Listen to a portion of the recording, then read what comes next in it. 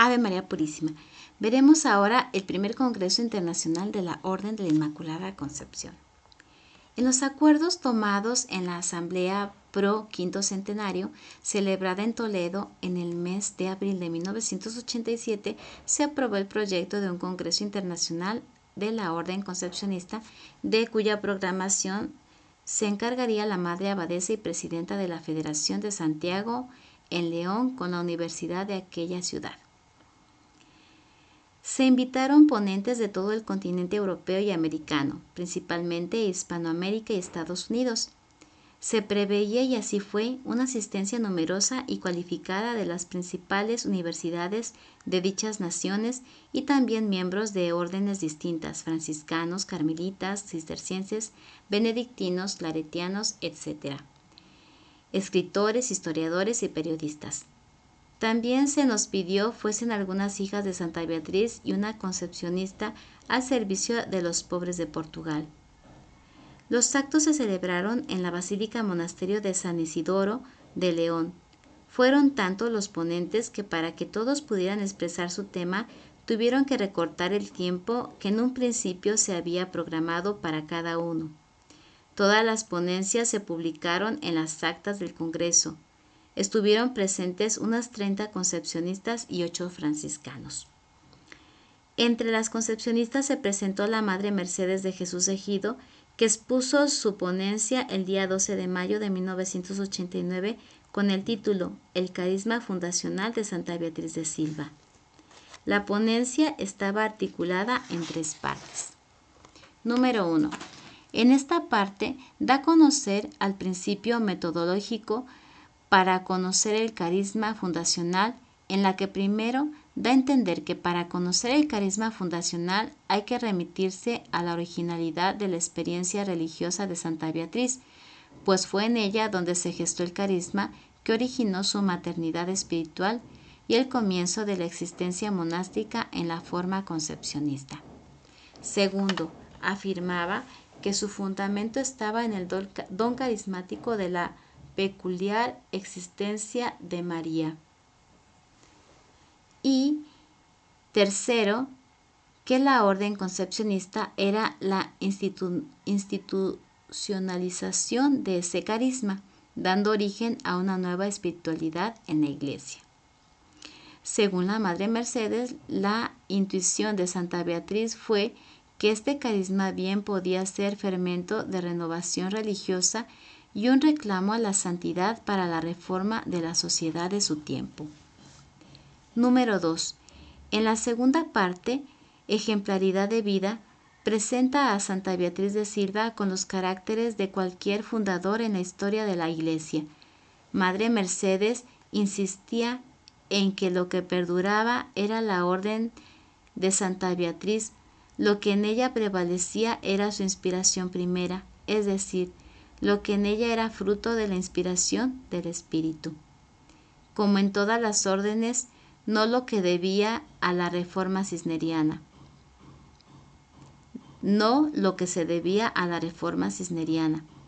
Consecuentemente, la espiritualidad franciscana, que entonces se adhirió a la orden, debería ceder ahora en respuesta a la invitación hecha por el Vaticano II para dar paso al espíritu mariano inmaculista de la primigenia inspiración. ¿Qué hacer, pues, con la historia? Es interesante el pensamiento de Madre Mercedes al respecto. El espíritu supera al tiempo. Las órdenes e institutos nacen por el impulso del Espíritu Santo que se encarna en los fundadores. No es, pues, la historia lo que da vida a un instituto, sino el carisma, y no es la historia de lo que vive una orden, sino del espíritu de su fundador. No es la historia, en fin, lo que manda tener en cuenta la Iglesia al pedir la renovación del instituto, sino el espíritu, la mente y propósitos de los fundadores, liberados de los elementos extraños. Número 3. En la tercera parte, la orden cambia de modo de ser. Sor Mercedes intenta mostrar en qué consiste dicho cambio.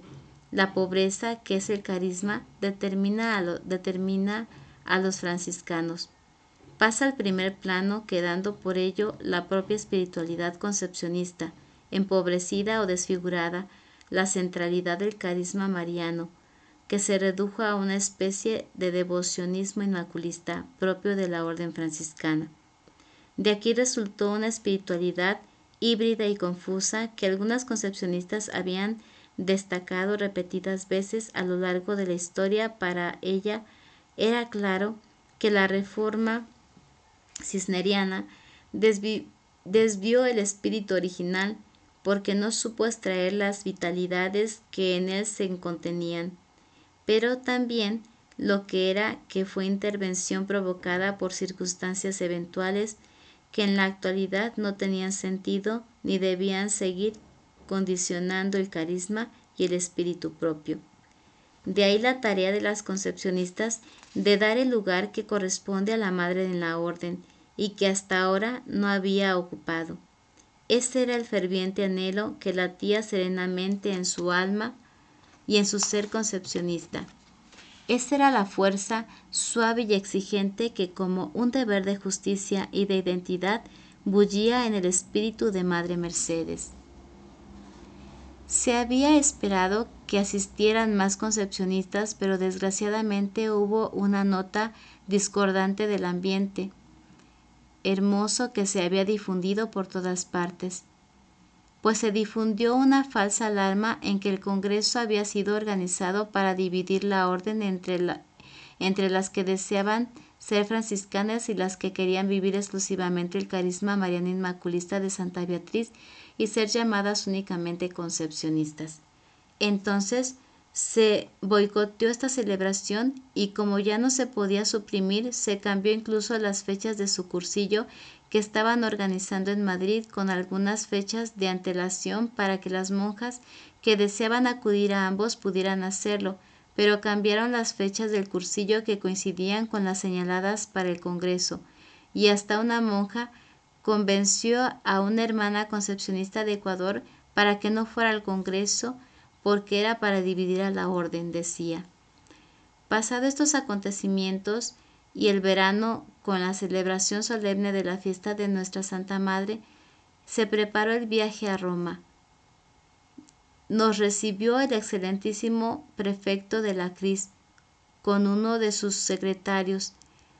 Departió por más de una hora con nosotros, amabilísimos, y comprendió perfectamente nuestra postura, que estaba muy lejos de ir contra nadie, sino únicamente en defensa de la propia identidad y carisma de nuestra orden con vistas a las próximas constituciones.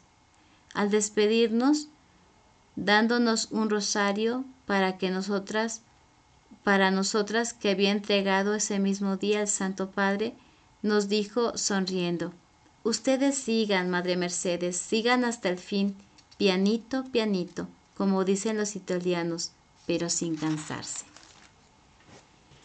Bueno, aquí terminamos estas ponencias, bueno, este resumen en esta cápsula de las ponencias hermosísimas que han de haber sido, ¿no? De 30 personas que van hablando sobre Santa Beatriz de Silva y la que expone la Madre Mercedes, clarificando el carisma concepcionista y quiénes somos. Me imagino que ha de haber sido hermosísimo. Y pues en esa misma situación de que los franciscanos y las que se llaman franciscanas pues pasaron mil cosas por su cabeza, ¿verdad?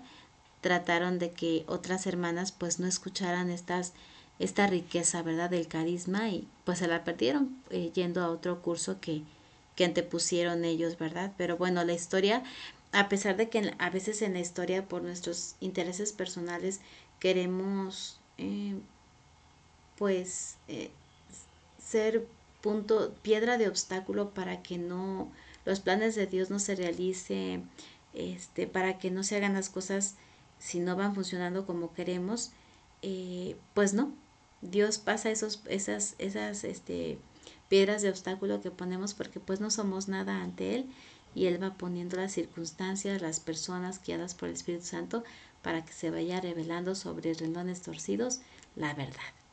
Bueno, nos vemos mañana en la siguiente cápsula y Dios te bendiga.